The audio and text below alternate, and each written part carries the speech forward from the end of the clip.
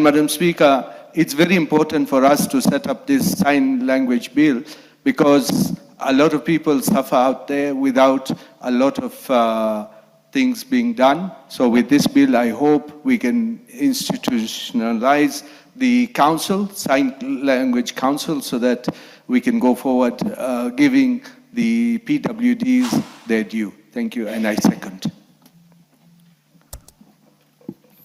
Thank you.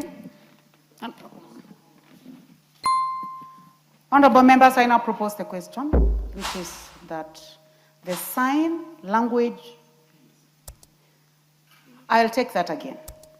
I now propose the question, which is that the Kenya Sign Language Bill, Senate Bill number 9 of 2023, be now read a third time. Will as many as...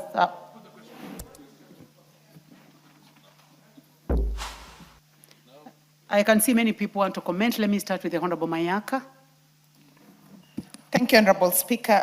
Honorable Speaker, I just wanted to add my voice to this particular very important piece of legislation. But first of all, congratulate my fellow nominated Member of Parliament, Honorable Umi, for the fantastic job. I was following while she was actually going through the third reading with the help of our mentor, the Honorable Millie Mabona.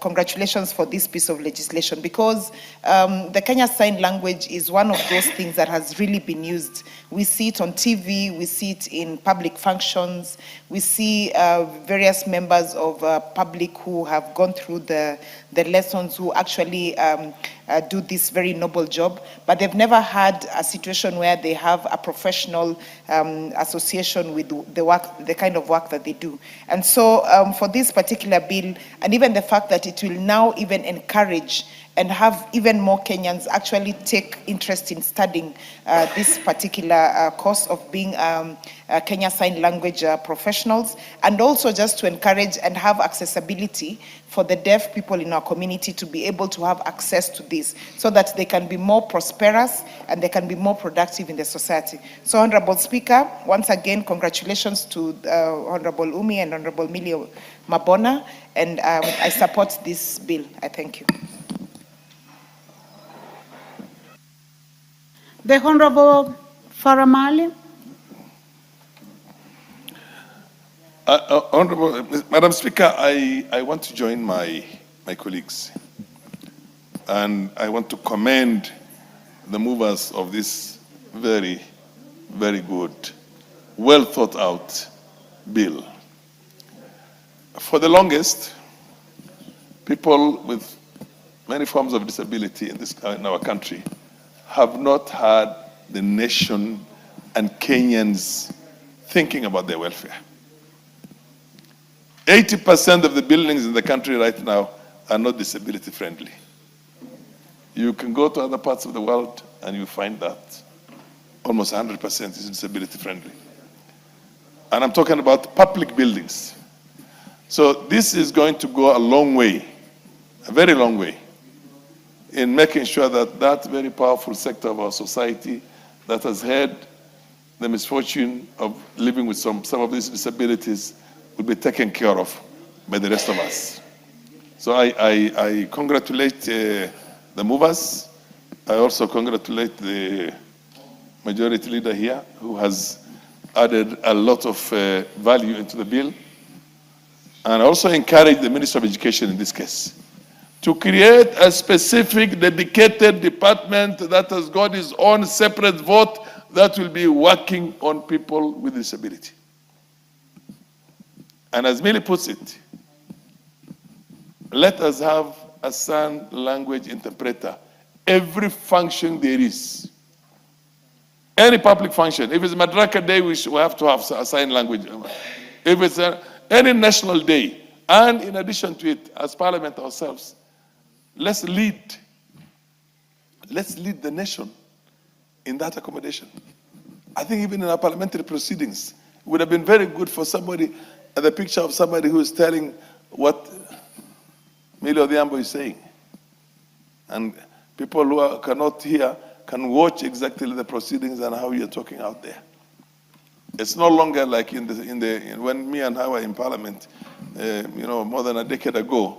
And all the proceedings in Parliament used to be in the newspaper. So people who cannot hear would read the newspaper and see what she has said, because there was a whole caption on Parliament. It used to say, yesterday in Parliament. We don't have that these days. So it's important also for them to listen to parliamentarians as they deliberate on matters of national interest. So you can have somebody in our own national television here, the parliamentary press itself. You have somebody who is there and who is translating our contributions in sign language. So I think House, National Assembly, Senate, Parliament has to lead in this process. And let me tell you one thing. This might look like a very ambitious bill. This country is known for having extremely ambitious bills. We had the smoking, the ban on smoking in public places. And everybody was wondering, how is it going to be enforced? And I think over 90% of Kenyans don't smoke now. This is a country where you enjoy sitting in public places without having to worry about somebody smoking next to you. And then came the issue of the plastic bags. And when it came to the smoking, I remember Charity Ngili was in Parliament with her. Did such a fantastic job as a minister for health that time. And today we can boast as a country. You go to other countries and you find it difficult even to walk in their streets because everybody's smoking. And I'm talking about some of them which are first world. Here we are leaders in that side. I mean, in that particular. I know you are very passionate on this subject. But yes, you know yes. It is Now let me just finish. Let me just finish. Please limit your debate. Yes, yes. I'm limiting it. Issue of that, even the constitution that says that we have to have a certain gender balance in our constitution, in the representations in Parliament, it's somewhere. We might not get it, but it is a good move in a sense, because we're able to bring in the other gender into the mainstream. That's why Maalim Mabona is doing what she's doing right now. The technicalities and the way to go about it, whether to constitutionalize it or not, is up for debate. But to have more women in Parliament is quite a very good thing. So thank you very much, Madam Speaker. And I want to thank the movers and everybody else who has contributed on this bill. Thank you. We also thank you. You have also done a very good job as the chair in the third reading. The Honorable Millie, do you have an intervention or you have dropped? No. Thank you, Madam Speaker. Madam Speaker, I just wanted to take this opportunity to congratulate Honorable Umi and Honorable Asige, who are the principal sponsors. And then, of course, Honorable Kamar was also a secondary sponsor in the Senate. It's a good bill, and it also shows that we are concerned and care for our people with who are I don't want to say disabled, but are differently abled. Madam Speaker, I have listened to what the majority leader has said, and I take my word seriously. We are going to meet after this, together with the sponsors, and find a way so that, because it's actually, I do understand even from where the primary sponsors are coming from, that on the one hand, we are focusing on the issue of language, but on the other, when you are dealing with the issue of sign language, it's very easy to cut across other areas. So we look at how we can actually harmonize, either through mediation, and even if mediation doesn't work, you know our standing orders gives us room for bringing back this bill and amending, including an overhaul within 6 months. Or with the special leave of the House, we can actually bring it before 6 months, but so long as we are agreed. So I think it's something that we can do and give the House a way forward so that we don't let our people with disabilities struggle and suffer because of our own defect. Otherwise, I congratulate Tumi. This was really wonderful, and keep it up. You make us proud. I've seen the young women who have come in this House, this 13th Parliament, who are nominated, are doing exceptionally well. And I want to say that I'm very proud. I'm very proud of you. Thank you. Yes, Honorable Baya. I want to take this opportunity to thank Umi and Asige and all those people that have put together this bill. And I want to echo one of the things that Honorable Millie has said. You see, in this chamber,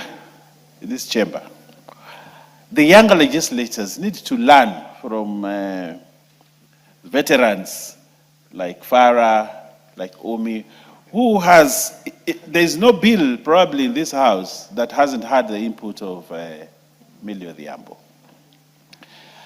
And legislation, being in parliament is not just about representation and talking. We have a fundamental duty, legislation. And I want to say congratulations to Umi for actually taking that bit, that you can actually come with a bill, legislate, and move it forward and allow it to pass.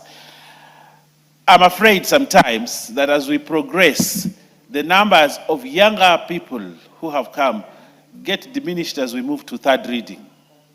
People love second reading. But when it comes to third reading, it's the old guys, myself, Millie, Farah, probably Muli, and young legislator like Mayaka, yes. Rindikiri is an old hag, doing very well. Actually, he sits here throughout third reading.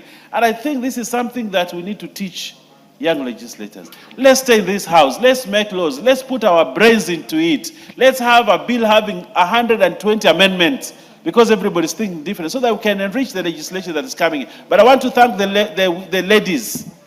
I don't want to call them women, the ladies. I want to thank the ladies.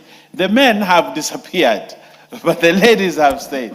So I want to ask the men, and I think I would need to call a men's conference.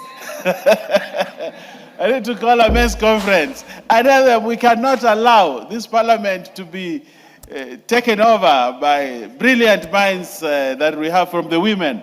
Men have bigger minds, brilliant minds. And they need to come bring them here so that we can input in the legislation of this country. I congratulate and say I support.